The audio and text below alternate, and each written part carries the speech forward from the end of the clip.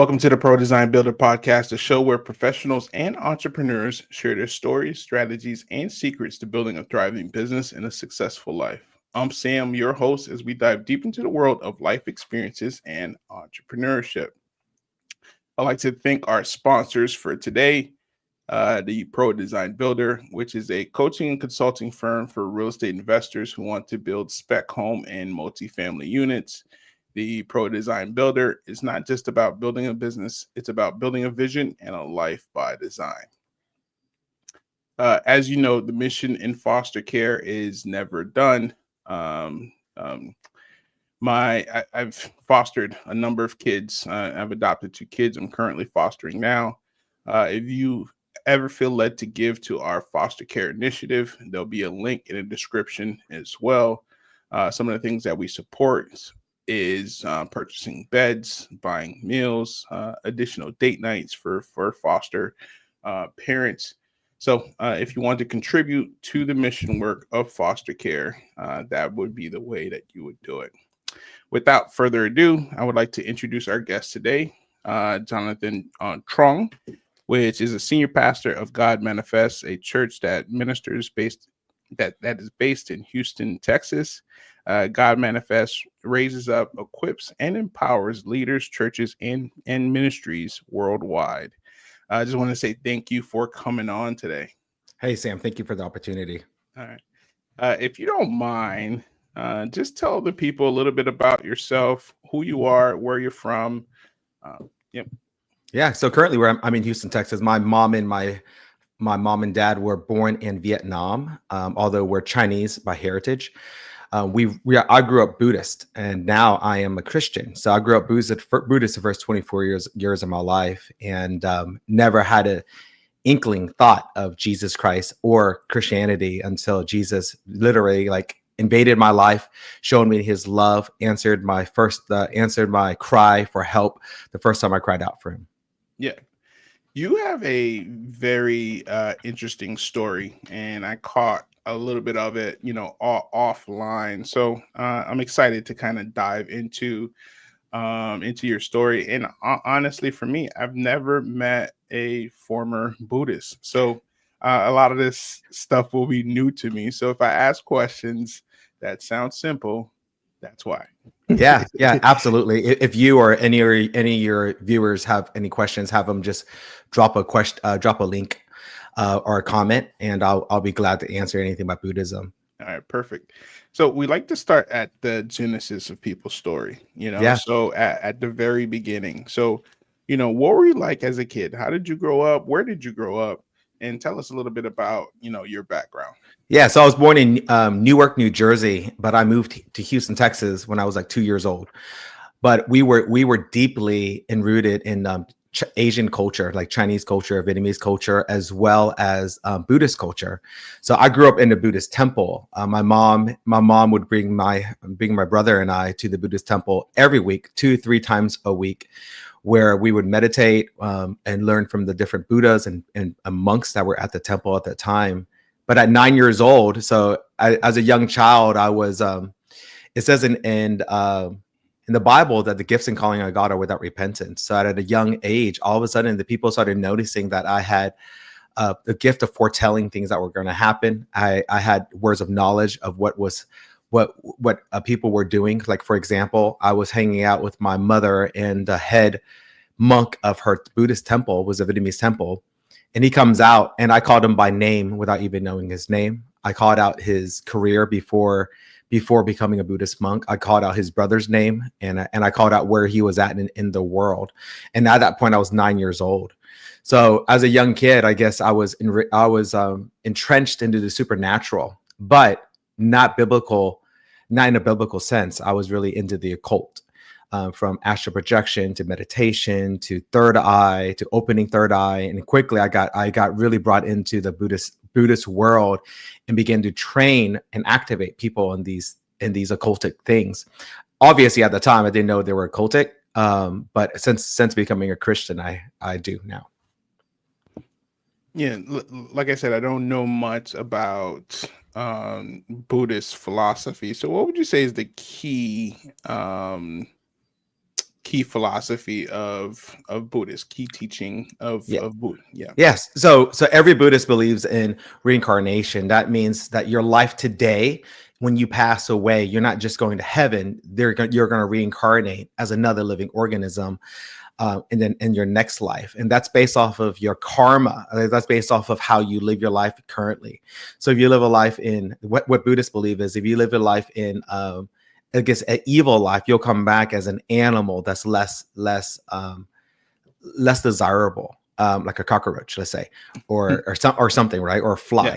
Mm-hmm. Or but and then the whole goal of Buddhism is to reach two things: enlightenment and nirvana. So basically, it's blowing out Buddhists believe that the end of suffering comes at the end of our desires. So you have to stop all desires. Our desires are what produces suffering, is what the Buddhist mantra is.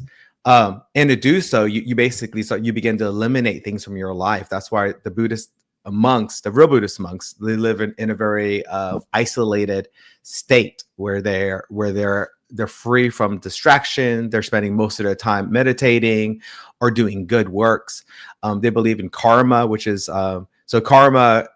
A lot of Christians, I've heard them say this after I became a Christian. There's like, oh, it's the same thing as reaping and sowing. Actually, it's not. No.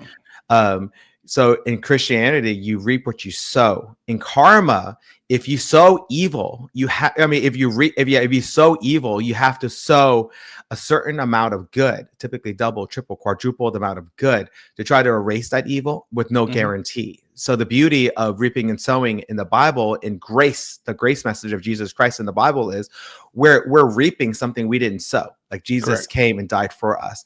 And that's the difference. Like where it's work-based. I can tell you as a Christian now, I'm always shocked when I see the measure of legalism within the church, like work-based salvation. Well, Jesus didn't come to say, do all these things and get saved. Jesus says, receive me. Those who confess with their mouth and believe in their heart will be saved. And so in Buddhism, everything was work-based.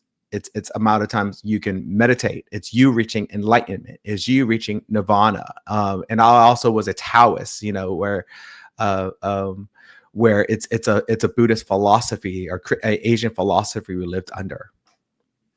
Okay, I think that was a great explanation and kind of gave me the baseline of where things began for you. So, walk me through what your childhood looked like as a Buddhist. So what's interesting is we all believe that Buddhists are peaceful in nature. Not all Buddhists are peaceful in nature. My mother was not a peaceful woman at all. She was what Asians call a tiger mom. She would actually beat my brother and I senseless all the time. At 11 years old, while she was disciplining me, is what she said today. Like, she literally confronted me the other day and said, "Hey, when you explain how I accidentally beat you to death and killed you, you can't say I was abusing you. You have to say I was disciplining you and I accidentally killed you." She actually said that to my family, and my aunts and uncles. Everyone was there, 30 of us sitting there, and she was confronting me in front of everyone and saying that wasn't abuse, that was discipline. So growing up, I was highly disciplined. I was taught that love only came through performance, whether it's performance in school, performance in sports, performance in martial arts. I was deeply entrenched in martial arts as well. And so here's a perfect example of that. When I was like 7 or 8 years old, I went out to the playground.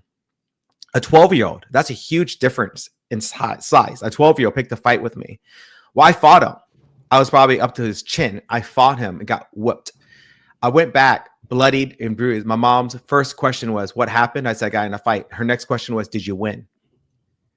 And I shook my head, no. Before I could tell her this boy was double my size, she said, you're not allowed to come home or eat unless you come back with a win.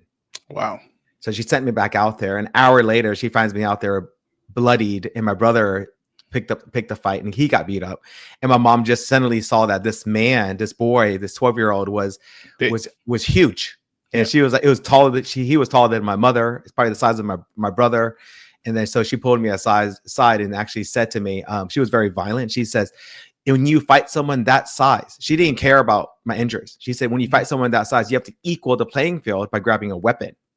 Mm. And so that's really the type of background I grew up in. But outside of family, in trauma and abuse, like my dad was big on sexual abuse, and he was entrenched in, not entrenched, but he was addicted to pornography and gambling and things. So my brother and I were really exposed to all these defiling things growing up. So on one hand, we were into all these defiling things at home, but on the other hand, my mom would take me to the Buddhist temple week after week, day after day, and having and hoping that I would accept the calling of becoming a Buddha within Houston.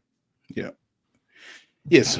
So there's actually quite a bit of relatability in some of the things that you shared. I think, naturally, kind of like what your mom was saying, she was disciplining you, not beating you senseless, right? And I have unfortunately, I have some relatability in this particular area in the relationship and how, our mom disciplined us or beat us, right? And I came to this realization and I had to confront this, more recently, 2021. I went to therapy for the first time. And what the what was the precipice of me going to therapy was my wife had two friends, and for some reason I just didn't like these friends, right? But they were similar in personality. They were strong, they were dominant, they a little controlling as well. So all of these traits made me like not like them, right? And I just remember sitting down one time, and I'm stewing over these people, right? And then I asked myself, why don't I like these people? What's the reason? What have they done to me? And I realized I I didn't have any reason not to like them, right? They didn't do Mhm. anything to me. And then I was talking to my wife. We made the connection. It was like, that's the relationship with your mom. Mm. They resemble this figure to you, so you naturally had this feeling towards them that was terrible because the Yeah. relationship wasn't because of the way that she beat you. Yeah. Yeah. So in ministry, we call that triggers. Like Triggers, it sometimes definitely triggered. yeah, Yep. sometimes people will come to me. Like for instance, I didn't realize how badly abused I was until my wife found me one day just extremely depressed and really triggered with things that are happening at work. Because prior to becoming a full-time pastor, I ran a marketing firm, which I still run, and then a publishing company. But she Mhm. saw me just suddenly becoming overwhelmed when I'm typically not overwhelmed with things. And then so she said, maybe you want to speak to a Christian counselor. So she called this guy who specializes in speaking to pastors who are suicidal, because I shared Mhm. I was suicidal then. Yep. So I sit down with him. Then he has me document all the various types of abuse I went through. And to my shock, he said, my it's in my book, like the various abuses in chapter 4, but it was so diverse. He said I was one of the most abused um, pastors he's ever met, and he was shocked that I was working as an executive in oil and gas companies and major law firms around the world. He was shocked that I was producing like the content I was producing still, and he was shocked that I was functioning based off of the trauma. And so he Mhm. was really working me through on how to heal from the trauma. And I think a lot of us men, we bottle it up because women We are do. encouraged to share their emotions. Young Mhm. men are not. But now when we encounter young men who've gone through any measure of trauma, we encourage them to share and share openly, because we want them to grow up to be healthy young men and healthy grown-ups Yeah. eventually too. No, for sure. I mean, obviously, I have a lot of relatability in this particular area because of some of my experiences, and up until 2021, once I caught this thing, right, this trigger that came from that relationship, and what spurred from that, it made me look back. I was like, what else have I made adjustments for that I haven't really calibrated, in my head, right? And then I realized that I went through a ton, right? A ton of trauma, complex trauma. Yeah. And now I realized I wouldn't be where I am today in regards to fostering and adopting and supporting children in the way that I do, uh, if I didn't go through some of these experiences. So now I share openly, even though some of them, similar to you, are very deep in nature. I share very openly, because I want anybody else that has experienced these types of things to not feel alone, and that's Yeah. kind of what some of the podcasting, the sharing is truly all about. You mentioned to me, uh, that you said your mom beat you to death. Walk Yeah. me through what led up to that and what happened. Well, growing up, like I shared about my father was addicted to pornography. He always, according to him, before he passed away like 3 years ago, he's probably slept with 2,000 prostitutes. He said in his Oh life. wow. So this is from Vietnam when my mom and him were dating all the way to the day he died, that he was constantly pursuing prostitutes and sleeping with people and spending all this money on gambling. So my mom was perpetually frustrated and perpetually angry. So any little thing that my brother and I would do, she would flip out You got the brunt of and it. and instantly go into a rage. I think at 4 years old, she sat down with me. She taught me how to fry an egg, how to boil instant noodles.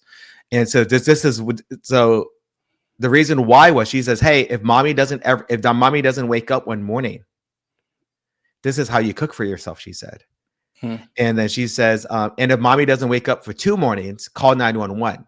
So she was basically preparing me. I didn't know this until I got older, preparing me for her suicide. Now being older and speaking to her now, she says, yeah, she was extremely suicidal my entire life because of how my dad treated her. So the day I died, she ended up, I was playing a video game. Back then it was Sega Genesis. I'm 46 years old. So I was playing the Sega Genesis, and my mom says, hey, Jonathan, it's time to eat. Put up your game. I just turned off the TV, left my game on, and put my control up. Well, my mom found out and always overreacted. So she began to just beat me. And she beat me for about 3 hours, Wow. with the baseball bat, with the frying pan, with metal spatulas, with the dictionary, and she would just hit me and hit me and hit me. It was the worst I've ever had. I've been in a lot of fights in my life, brawls. It was the worst beating I've ever experienced. Even fighting like 12 or 15 people at that time. Like my mom's beating was the worst because I couldn't fight back. And she began to beat me, and all of a sudden I tried to run outside and I tripped and fell by the baseball bats, and that's when she picked up my baseball bat and just began to hit me. And then I remember she held it up as high as she could over her head, and as she came down with both hands, I was gone. And I had this out of body experience, which I always thought was fake growing up. But I had this out of body experience where I went through like 3 stories of my apartment, and I was in the midair. Then I heard a voice, and this time, I was Buddhist, so I heard a voice in midair and say, "Jonathan, your mom needs you. Go back." I didn't even know I died. I didn't know anything. All I knew is I was out of my body. So when I looked down, I actually I saw my mom curled up on the couch, no longer above me with a baseball bat. And all of a sudden I fell out of the sky, woke up. According to my mother, I was dead for over 10 minutes. She said 10 to 15 minutes. I was laying there lifeless. She said she checked my pulse on my wrist, my pulse in my jugular vein. She checked everything, and she said I was limp and dead. And she was, so I found her curled up on the couch, just bawling and crying. So I crawl over to her, grab her feet, and she squeals like squeals like a burglar was in the house, like our ghost was grabbing her. And she looks at me and she said, Jonathan, you're alive. Jonathan, you're alive. Mommy, sorry. Mommy will never hit you again. And she never did. She said, Mommy will never hit you again. Mommy will never hit you again. But I had this major headache for weeks because I think I had a concussion and all these things. And my mom kept on checking up on me throughout the night, the first 2 or 3 nights, making sure I was breathing, taking me out to eat, and just guilt driven, guilt stricken. But that's what happened. That's how I died. But she beat me for so long. I was dead. My brother came out, saw me. My mom threatened my brother not to say anything. She literally admitted, because we grew up in gangs in the street, and so did she. She admitted she was trying to figure out, like, rationalize what was the best thing to do with my body so she wouldn't get in trouble. Wait, were you first off, how old were you, and then where were you guys living when this happened? Yeah, so I'm living in an area called Alief, Houston, Texas. So that's what you say that to any Houstonian, they'll say that's the ghetto. Okay. I was living in housing projects there, Yeah. and I was just it was just before I turned 12. Right before you turned 12. Yeah, so I was a small kid. For example, my freshman year in high school, I was 4'10". So Mm-hmm. at 12 years old, you can imagine how tiny I was. Yeah. I mean, surprisingly, once again, I could relate, right? But the difference is, I had this near-death experience when I was in Haiti, and it was a accident that kind of brought this on, right? So we were playing next to a pot of beans, and this girl pushes me into the pot of beans, and then my arm falls in, and my chest is burned, my arm is burned, and the skin kind of falls down my fingertips, and they rush me to, one hospital, and then there's no beds available. They rush me to a second hospital, and there's no beds available. And my body went into shock, and I died into my godmother's arms. And to this day, my mom says, like, if they would have found a bed for you, you would have been dead, because what happened after that is, in her arms, she just kept praying for me, just praying Wow. for me, praying for me, praying for me, and praying for me. And they said at one point, someone said, give us his body. And she was like, no, what do we tell his parents? My parents weren't in the area, when this happened. And she just kept praying, praying, praying until God brought me back. So for me, it creates this this thing in my head. It's almost like a like a ticking clock, right? That I can't turn off. Yeah. Because I know and I appreciate, time for what it is, and I know how unguaranteed time is. Do you have anything like that? Oh yeah. I could tell you that I always had an urgency in my life. And I think which drives me nuts when I meet people who aren't urgent with life, because life Right. is short. I can Mhm. tell you, I'm 46 today, but when I hit 30, the last 16 years was a blur. Like Mhm. as soon as I hit 30 years old, the last 16 years really flew by quickly. And my goal is to serve God with everything I have, from my physical being to with my voice, with the platforms we have, to my finances, and like right now, even with our church is in our house right now. There's 50 members Yeah. that we meet in our home. No, for sure. I hit this gear now that I am 100% on purpose, right? And what that means is the vision that God has given me, and supporting that vision and growing in a way that allows me to speak about foster care, speak about challenging, times, and growing up in different places, and how that the grace of God really helped me kind of get through that. And for me, during this time of challenge, I was young, I was 8, but I found Christ. I gave my life to Christ then. Reason being is that was the only thing that made sense, right? Because everything else around me, whether it was the relationship at home, whether it was being in this crack infested neighborhood, whether it was the treatment of how, kids, treated me in school, getting jumped and getting spit on and all this other stuff. Nothing else made sense. But when I encountered this relationship with Christ, it made sense to me. And I was kind of like, I want more of that. Right. Yeah, yeah, So, I was lucky that I had this experience. I mean, life still was very crazy after that, but I at least found a source of peace, yes. that I could rely on. So, all right. So you're around 12 when this happened. So, I guess I would just allow you to just continue, with your story. Yeah, so I can say 12 years after that incident, up to that point, my mom would beat me once or twice a week, similar types of beatings. Hmm. She never killed me. That was the only time she's ever killed me. She threatened my life a few times, but after killing me once, I believed her. Called me Hmm. crazy. For sure. I was like, "Hey, mom, I believe you." She says, "If you come home doing this, I'll kill you." And I'm like, "I believe you." Yeah. So I'm not going to do that. Hmm. But all of a sudden, 12 years later, here I am in college, still a Buddhist. I was teaching martial arts at a local Buddhist temple. Not as devout anymore. I wasn't meditating as much anymore. I wasn't because none of that really brought me peace. Hmm. Um, and everything in my life just began to fall apart. So this is 12 years later is my salvation. Everything in my life was falling apart. I think we've all been there. It's a lot easier when thing falls apart as a Christian because Yeah. we have Jesus. Yeah. We do Whereas live. then Hmm. I heard the name Jesus. I watched the movie, the Jesus movies that came out there in Easter's once or Yeah. twice. Hmm. I didn't know Jesus was a real man. I didn't know Jesus was the Son of God. Hmm. Just to be fair, those movies didn't do Jesus justice Yeah. at all. Yeah. So here I am now in college, my final semester in college. I was a graphic design major. Um, and I just woke up and everything was falling apart.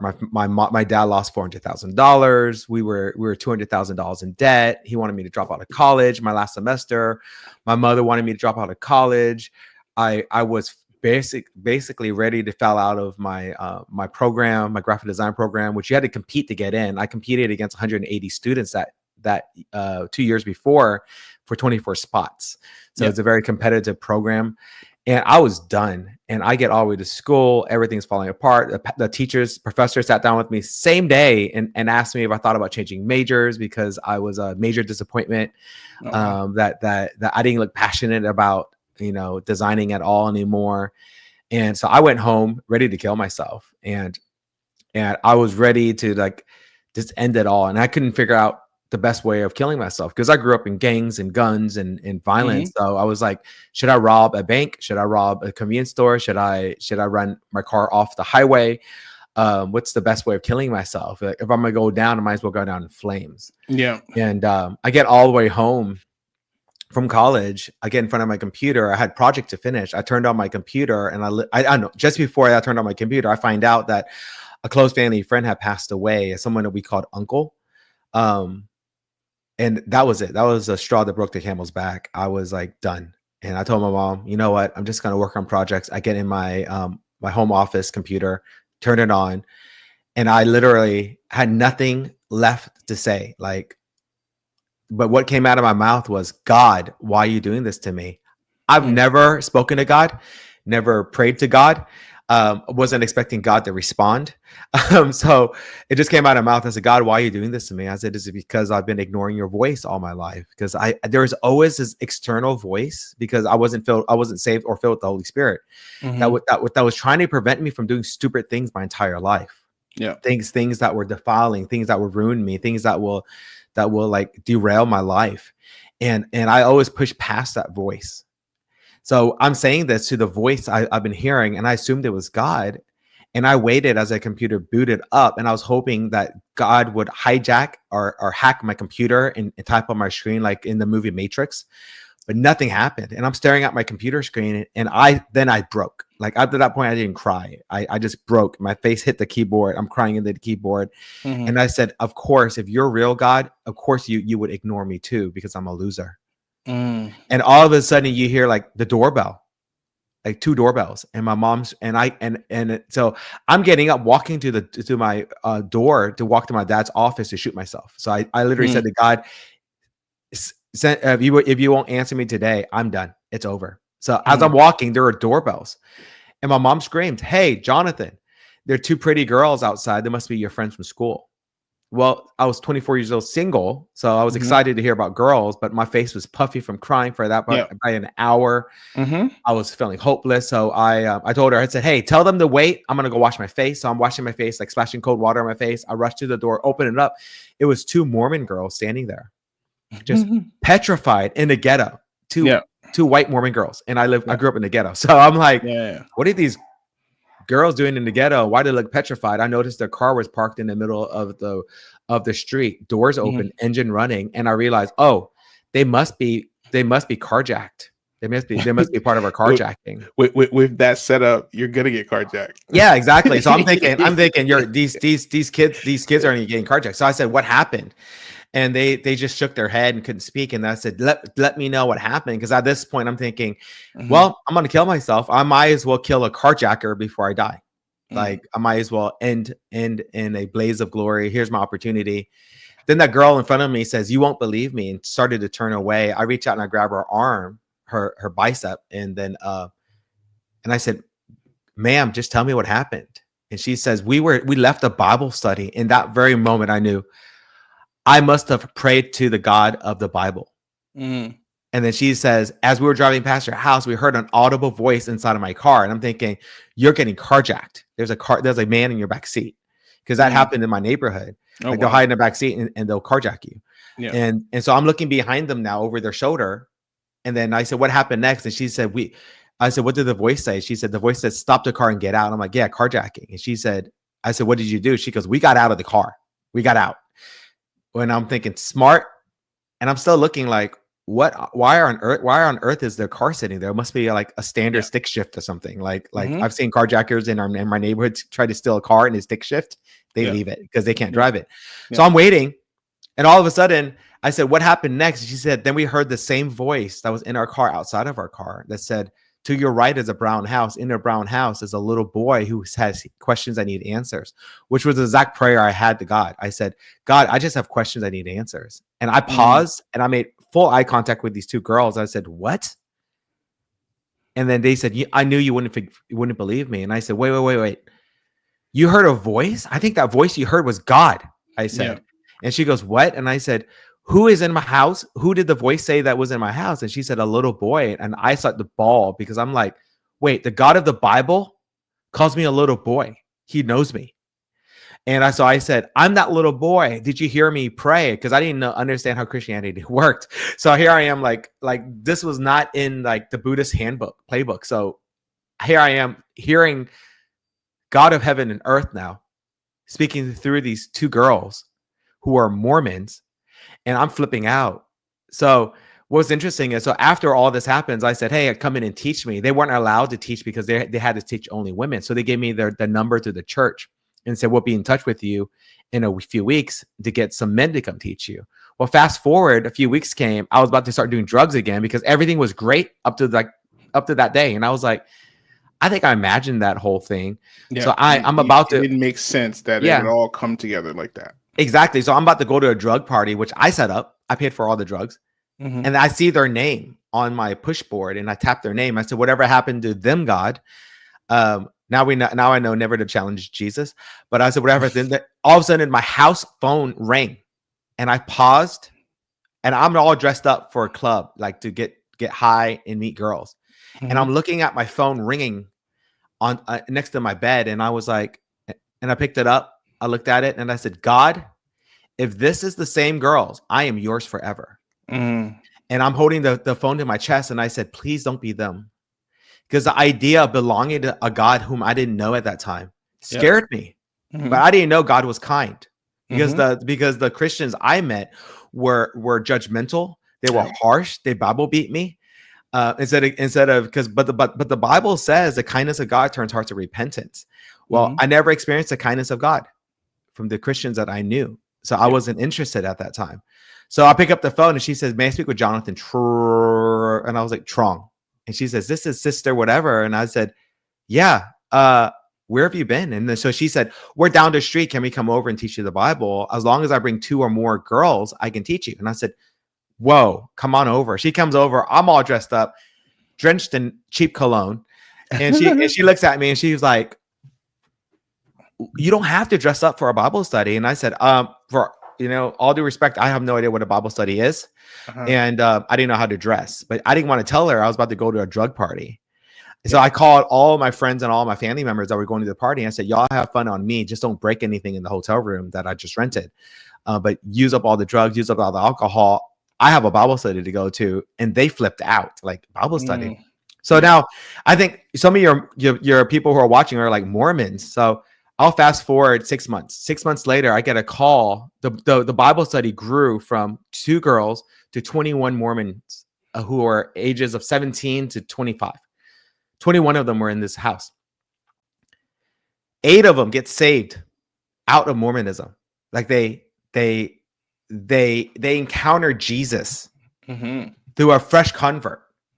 They encounter Jesus and they realize the Jesus that's preached in the Mormon church is not the same Jesus of the Holy Bible.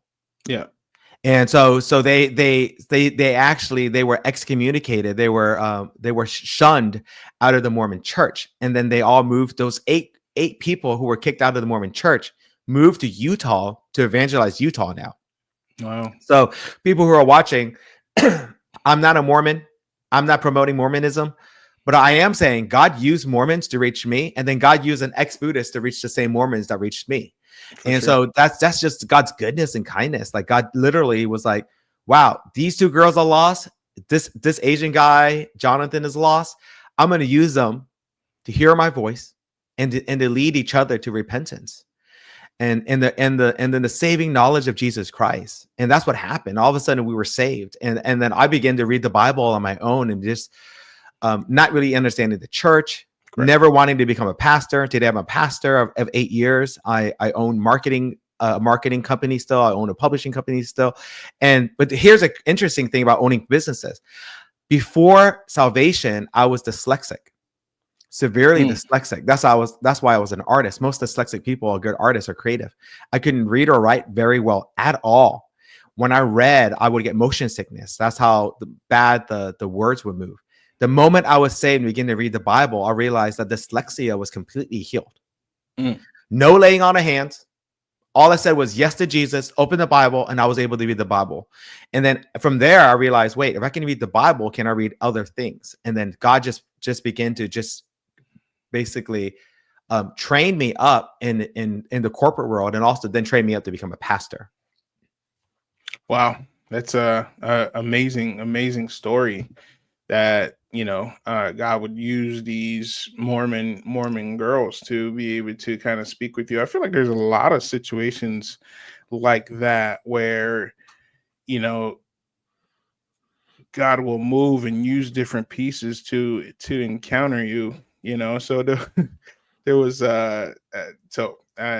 my wife and I wanted to start a family right away, right? And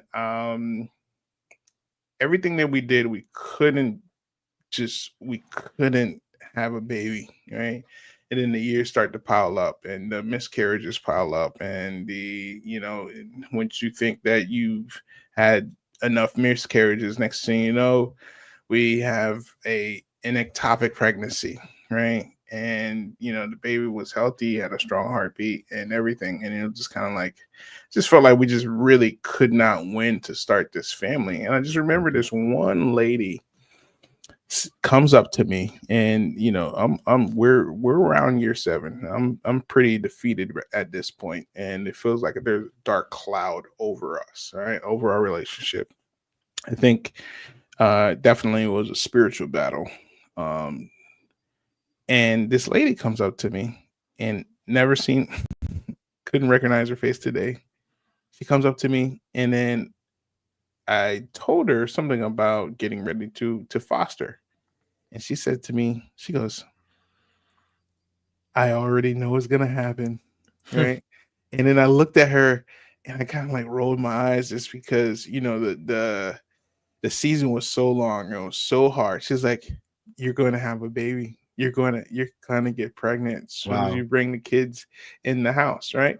Yeah. And then I was just kind of like, I'm just saying this now, and it kind of gives me goosebumps. But the month that we took in the kids after this, two kids, brother sibling group, December 3rd and December 28th, my wife got a positive test for our son Caden, right? And now I'm kind of like replaying this back. I definitely was God's hand in there, but God will use different people to be able to kind of say, hey, I'm right there for you, right? And then we took that as confirmation that this is where we should have been all along, right? It took us so long to get to the point of taking these kids and fostering, we had a plan of starting our own family. That wasn't his plan. He wanted us to be faithful, take in the kids, and then that's what we did. And he granted us with our Wow. son, right? After that long That's a time. beautiful testimony. And That is. how gracious is God? Like now you're being Christ-like as a natural father, but also Christ-like as a foster and adoptive father. For sure. So that's amazing that you're able to bless so many young lives. Yeah. It's near and dear to my heart, for sure. So, all right. So you encounter these Mormons. Now you're going to the church with them. Now the Spirit is starting to move inside you, and you're helping Mormons see Jesus. And then what happens from there? Yeah. So this is how I found out. I'm sitting at home. We finished our Bible studies about 4 months into it, and they disappeared for 2 or 3 months. And I'm sitting there going, I lost all my friends. The Mormons won't even talk to me. And I'm like, that's so odd, because they're knocking on everyone's door, and this is what I'm thinking. Mhm. So, but I'm studying the Bible on my own. All of a sudden, the phone rings. The lady who knocked on my door the first time, she called and she said, "May I speak with Jonnathan?" And she says, "This is," she said her name, and I said, "Yeah." And I said, "Where have you been?" And she says, "We're in Utah. We just wanted to let you know that we're good, and because of you, we encountered the true Jesus, and we received true salvation and repentance, and now we're evangelizing, and we left the Mormon church." I was initially brokenhearted because I knew nothing about Mormonism, even up to that point. After 4 months of studying with them, I knew nothing about Mormonism. Yeah. So I was like, "Oh my gosh, you left church because of me. Like I must be a terrible Christian. I just became a Christian." I was like, don't leave church because of me. I just came out of Buddhism. And they were like, no. They said the way you interpret the scripture as you begin to read it out loud, it breathed life into the scripture. And actually we felt like the Holy Spirit was on it. And we suddenly gained a greater understanding of how good and how loving God is, and that what we were in at that moment was false. And I still didn't understand that until years later, until I started like looking into like different types of beliefs. But then I started reading the Bible. So this starts off. This is how my marketing firm started off. Like I just graduated, all this happens, and I'm reading the Bible. I'm looking on Craigslist in the classified ads. I'm working for a national marketing firm here in Houston. Like I was I was the first ever an intern, like paid intern, first intern ever, because they don't take interns because they're such a big firm. Yeah. But they met me at a portfolio review, and they gave me an internship, paid me really well. So I'm finishing my internship. I'm looking on Craigslist and all of a sudden I see free office space for young graphic designer, marketing person with entrepreneurial spirit. And I was like, wow. Huh. So I wrote him an email. I said, I would like to get this free space. He gives me a call and he says, "Hey, this is Tim. You wrote me about the space. We got like 20 other people in it. Tell me about yourself." And I told him. He said, "Come on over." So I came over with my portfolio. I walk in with a suit that was like one size too big, baggy suit pants, because nothing was like tailored to me. And he takes one look at me and he goes, "Just leave your portfolio. I'll call you next week." Oh, well, his friend Mark walks out and he goes, "What's your name?" I said, "Jonnathan." He goes, "Ignore Tim.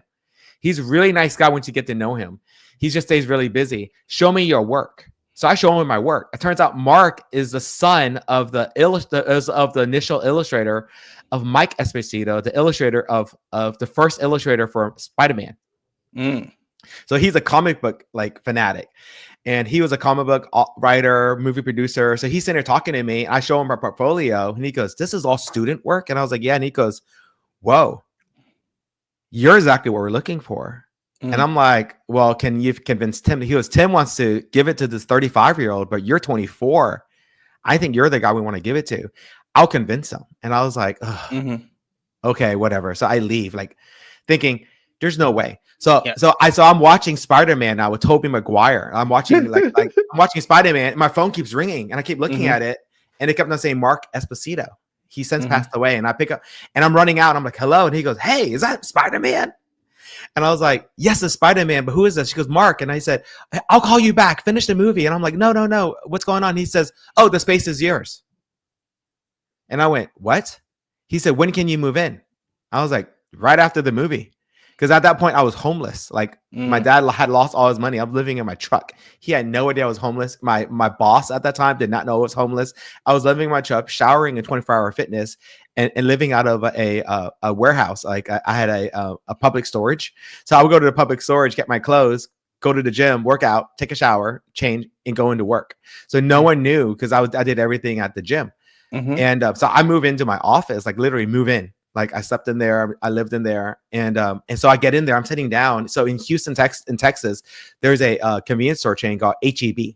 It's one of the biggest chains. There's like 400 stores now all over the U.S. But anyways, I'm sitting there, no clients. He comes in, he goes, "Hey, what clients are you working on?" I said, "I have no clients." And he was like, "What?" I said, "I just wanted an office so I can start a business." And he said, "Wow." And then the phone rings. HEB calls me and says, "Hey, we were referred to you from your church. Do you build websites?" And I was like, "Absolutely," which I didn't. And I said, because I didn't, but I was like, I do now. So I reached out and I found a programmer. I'm a designer. So I started partnering with my programmer. I got a business partner the next day. And all of a sudden my business grew initially from just myself with no clients. In 6 months, I had 12 clients, and my business within a year was bringing over $1 million in revenue. Oh wow! Yeah, within a year of me getting the office, and to a point where I merged with all the companies that was all office with together. We did multiple companies. I began to merging with all of them, all absorbing them all, and then just bringing in business, and which is crazy. Here I am, a poor kid from the hood, who was just homeless, grew up in the housing projects, into drugs, into alcohol. Just get saved. When within a year and a half of salvation, my business is bringing over $1 million. I wasn't bringing in $1 million. You're a business owner, so you know. Obviously. Like I brought it. Business owner, you know. Because I brought in like 60,000 in profits because I didn't understand how to bid on projects. No one taught me. I went into blind, and God just began to breathe on it, and the started landing like. You know, in Houston, we have one of the largest churches in the world is in Houston. Well, they called me and they hired me for a website. And all of a sudden, all these ExxonMobil, Shell, all these big companies began to call me out of the blue because they're recommending me to each other. Mm-hmm. And so I'm landing all these oil and gas companies, all these law firms, and I became a copywriter, I became a programmer, and then within 6 months, I grew from one person to 12 employees. We started doing video production and all these things. And social media was like in its infancy. So we were doing social media posts and creating things for clients. And it was so surreal because I was so young and I didn't know what I was doing. But all I knew is God was on this. Yeah, for sure. And I was like, man, God loves me so much that he's breathing on this business. So I started giving money away as money was coming in. I was giving it away because I didn't know. I barely read the Bible because I was so new. I wasn't a member of one church. I attended 4 or 5 services every week because I was afraid of getting back into my old life. Yeah. So anytime there was a night service somewhere, I showed up. You know, every single church, like everyone was like, "You're everywhere." I'm like, you don't understand how I grew up. I have to stay busy so I don't get back into drugs and alcohol and women again. Like I just can't get back in that lifestyle. Yeah. But it was just so surreal that how my design studio just exploded. Now I'm a one-man show because I'm a pastor. So I do everything on the side just for extra cash to be able to support our church. We're looking for a building now. I also I have a publishing company. Like I published my book in 2019 and like multiple large publishing companies wanted to publish me, but their ask was so high. They said, "We'd love to publish you, but you have to be able to sell 15,000 sold copies, 5,000 sold copies." And it was unreal. There's no way I could have sold that even with my social media following. And I was like, no, there's impossible. So my wife looks at me and says, "You write for a living. You've won awards for copywriting, for journalism." And I said, "Yeah, journalism it's different than editing a book." And she says, "You won awards for designing. You won awards for website development. You've done video editing. You've done all these things. What are these companies offering that you can't do?" She said. And I was skill wise, nothing. I said size wise, everything. I was like, they're like the main brands. Like, I'm not going to just launch a business on the whim. And she said, "Well, pray about it." So the next morning I woke up and I was thinking, you know what? She's right. So my church is called God Manifest. So I was like, I can't think of another name. So I just called it God Manifest Publishing. And I built a website that morning. I woke up at 3 a.m. So at 8 a.m., my website was finished. The same website that's up today. Yeah. I just changed out exactly same website. I wrote all the content because that's what I did for a living. And she comes out and I said, okay, we need to go get our DBA, our LLC, our bank account, and all these things. She's like, wait, for what? And I said, God Manifest Publishing. She goes, so when you're going to build a website this week? And I'm like, no, I finished. And I said, I need you to log in and edit it. So she logs in and she goes, it's done. I was like, it's done. So all of a sudden we went and got all that stuff that day. And the next day I went live with my book. Well, 6 months later, this publishing company was supposed to be just to publish my books. I wasn't planning on like publicizing it. So 6 months later, people started calling me. They're like, hey, I love your website. How much to publish my book? And I went, we don't publish anyone else's book. We publish my books. And he was like, oh, that's a shame. I would love to work with you. And then 2 or 3 months later, another person called me. So that first year, I had like 6 calls. People were like, I know who you are. I watch your videos. I would like you to publish my book. And I was like, and I'm talking to my wife about it now, a little frustrated, which is like, I didn't even like being a man of God. I didn't recognize God was breathing on it. So I'm sitting here talking to my wife. I was like, I'm going to turn off this website. Like everyone keeps calling us. We're not a publishing company. And Olivia is my wife. And Olivia looks at me and goes, but what if we are? What if that's what God's doing? And she said, what if you charge like a fraction of the price of these big companies? Like the biggest company that wanted to publish me, 15,000 sold copies would have cost me 45 grand that year. Yeah. So she, what do you charge them? Like, a fraction of that.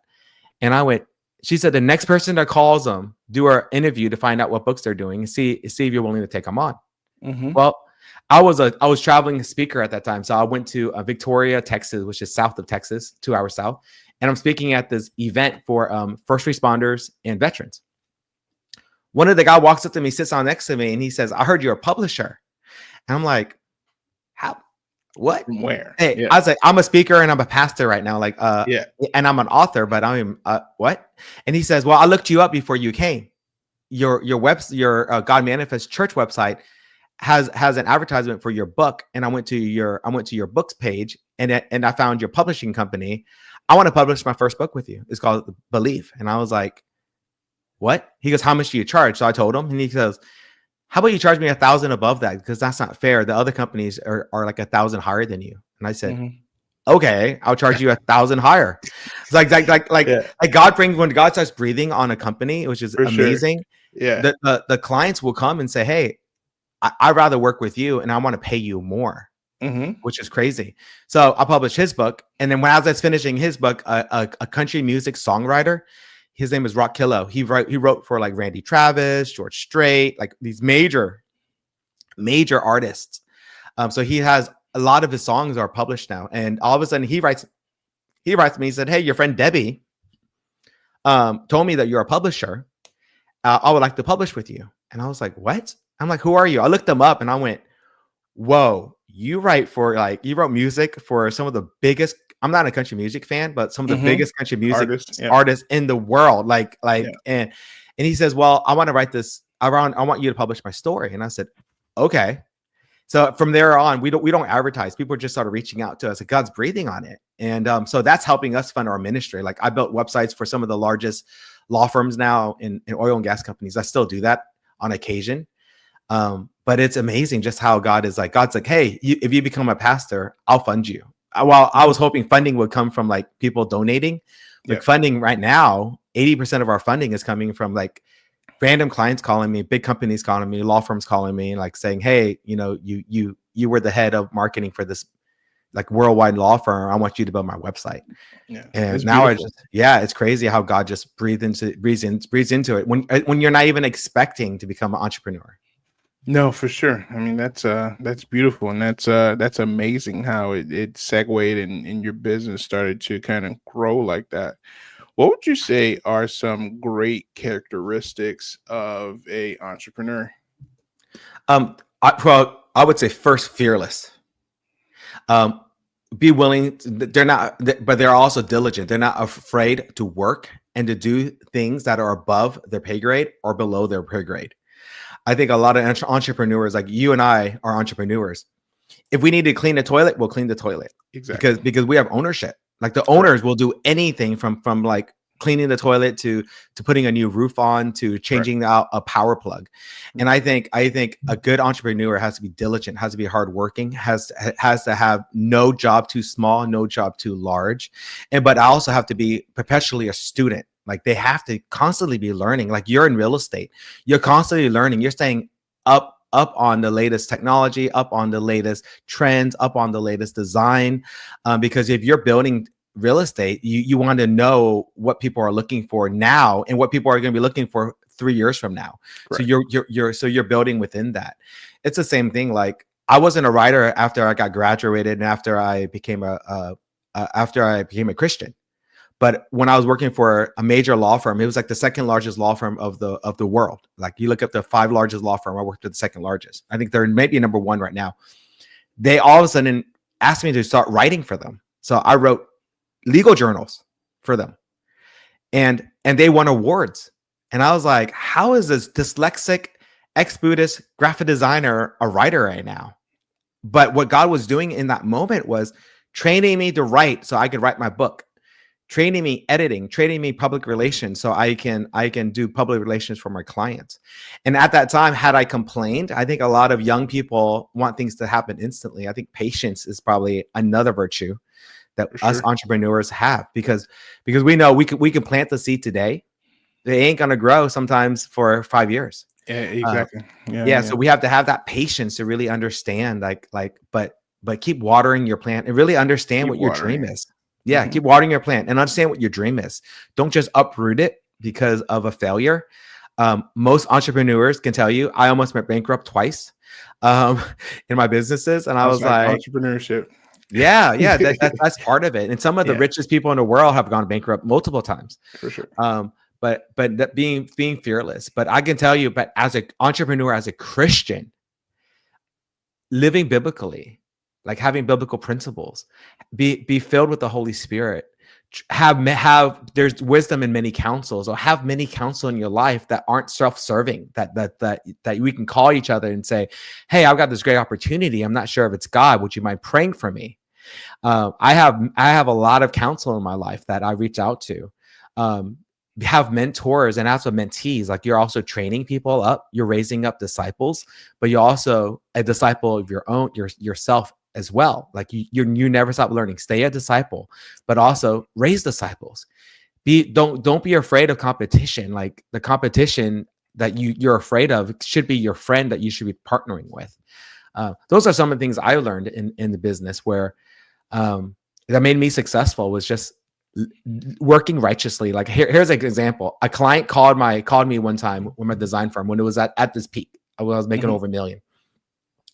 Cursed out my intern graphic designer, who was also at that time she was my full-time like receptionist.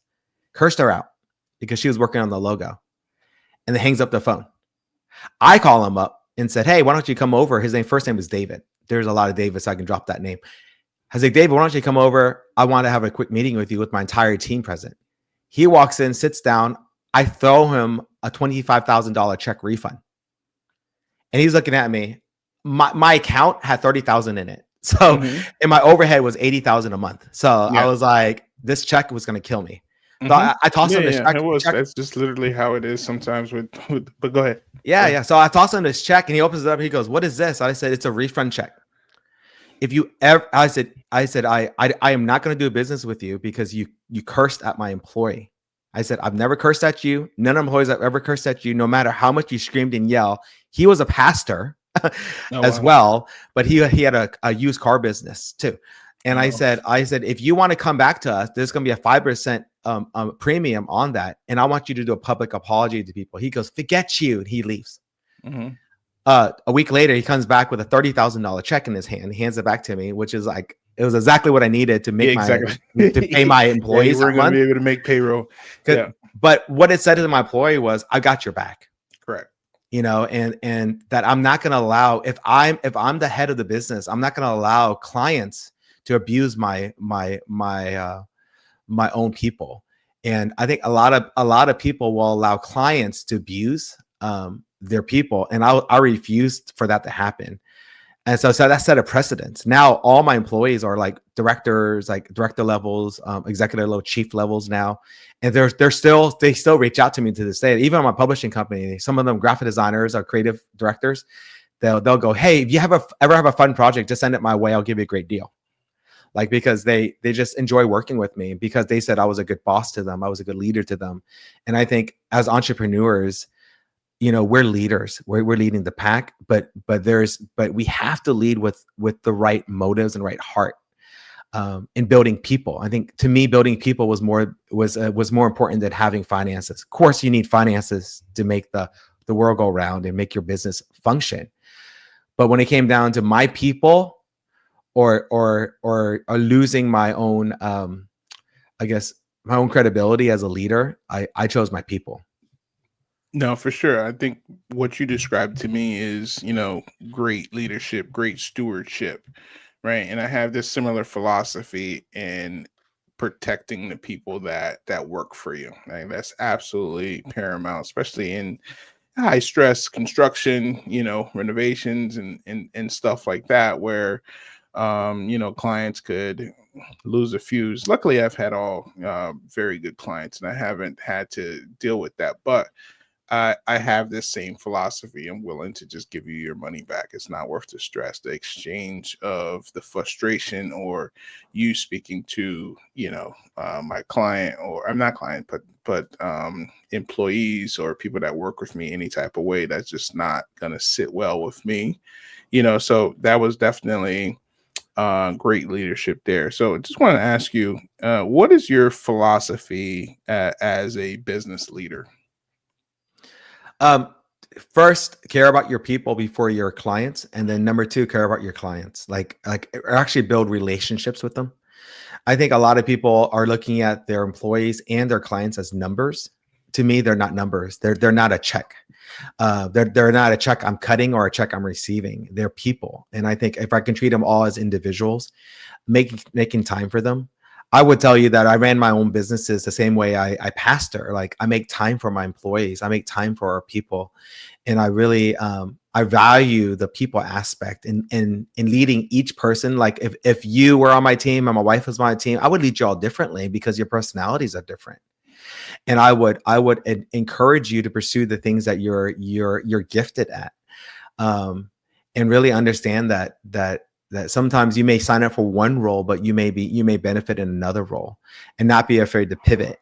So a lot of times I'm willing to, even in ministry right now, because we still travel occasionally with my team. We're willing to pivot last minute, because if that's what God's leading and it's going to help one of my team members or one of my church members grow, to me, that's worth it, because I don't want to invest in the present but lose the future. So I invest in the present and the future at the same time. And I want to make sure most of my decisions really head that route.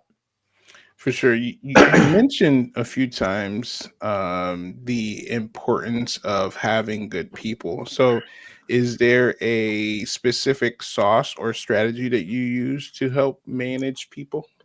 You know what? Managing people in a business side, you have to interview them first, right? I think so. I ask some questions that are outside the scope of just regular work. I'm like, hey, Correct. I'm like fill in the blank.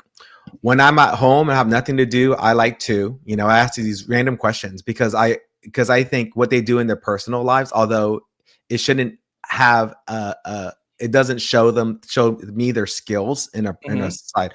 So once I get past the skills part, I want to know, hey, are you studying? Do you enjoy music?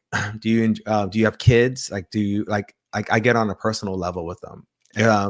So it's the same thing as well. Like, managing people is, to me, is a lot of fun, because like my last company I worked with, I had 6 employees and I managed all of them completely separately. I knew some of them needed to sit and talk with me for 5 or 10 minutes every single day. Some of them rather talk to me once a week. They'd rather everything be done through email and text message.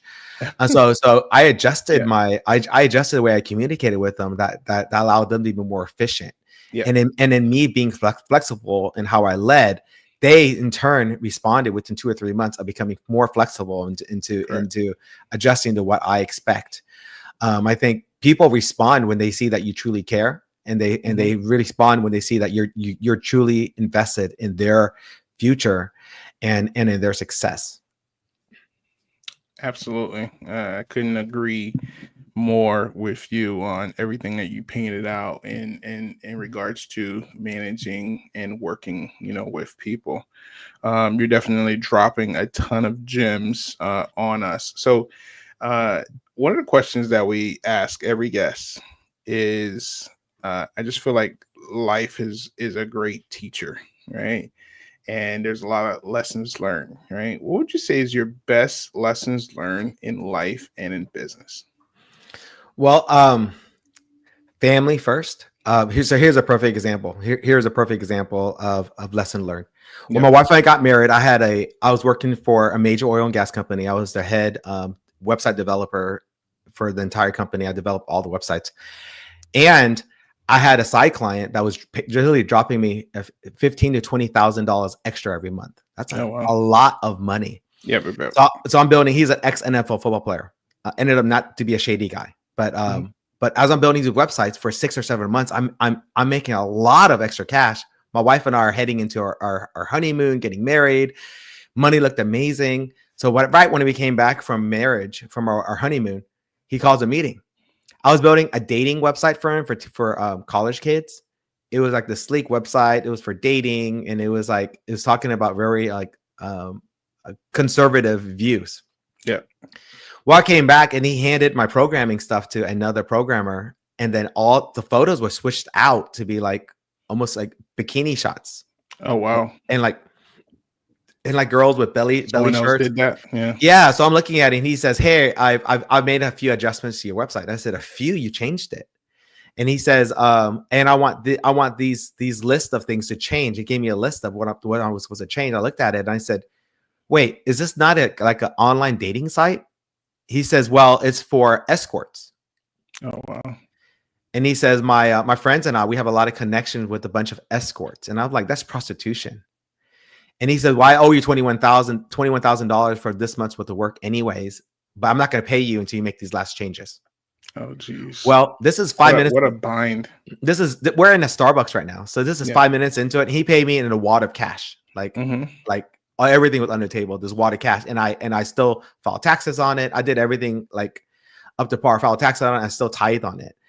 I looked at him. I stood up, closed my MacBook, shook his hand. He goes, "What are you doing?" And I said, "It's been great working with you, sir." And he goes, "If you leave, you're not getting your 21,000, Jonnathan." And I said, "Well, I just got married, sir, and I'm a minister. I honestly cannot justify working on a website that's promoting prostitution." Yeah. And I said, and some of these quote unquote escorts may be doing so without their outside of their own will. Yeah. And he goes, "Absolutely. But what does that have to do with this money I'm handing you?" He holds up this wad. He goes, "This right here." I waved at him and I said, I got a programmer that will do that for you. I'm done. It's been great working with you. Goodbye. And I leave. So I call my wife, and my wife goes, "That was a fast meeting. Was he just paying you?" And I said, And she goes, "What happened?" I said, "You know that website I was building?" She's like, "Yeah." And I said, it's a website for prostitution, apparently. And I walked out, and she goes, "Oh, did he pay you?" And I'm like, "No." She goes, "Well, that's the husband I married.